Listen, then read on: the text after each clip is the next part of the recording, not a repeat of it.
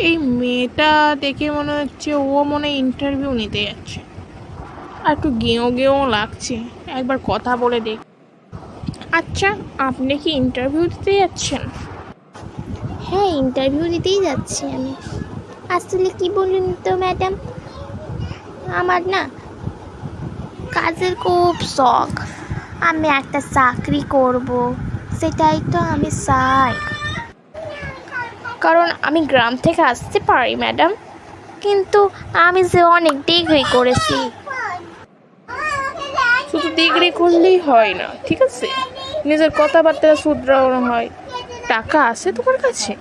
তোমার যে গেঁয়ো গেঁয়ো বাদ কর। আমি তো তোমার ওই যেখানে তুমি চাকরি করতে যাচ্ছ না, আমি সেখানেরই ম্যাডাম। আমি তোমাকে পরীক্ষা নিচ্ছিলাম, তুমি কেমন মেয়ে, তোমাকে আর চাকরি দেওয়া যাবে না। আমি গ্রামের মেয়ে সেজেই তোমাকে পরীক্ষা নিচ্ছিলাম, কিন্তু তুমি তো যোগ্য নয়। আপনি কি করে জানলেন আমি গ্রাম থেকেই এসেছি ম্যাডাম? আপনি তো সব কিছু জানেন। সে তো আপনার কথাবার্তা থেকেই বুঝে যায়। আপনাকে তো আপনাকে তো স্যার কাজেই নেবে না। আপনি না চাকরি পাবেন না, বেকার বেকার গিয়েও কিছু হবে না। আপনি যা গেঁয়ো গেঁয়ো কথা বলেন, আপনি না কাজ পাবেন না।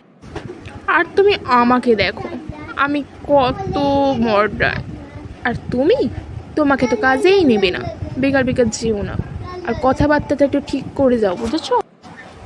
মানে আপনি ম্যাডাম, আমাকে আপনি ক্ষমা করে দেবেন ম্যাডাম, আমি না বুঝতে পারিনি।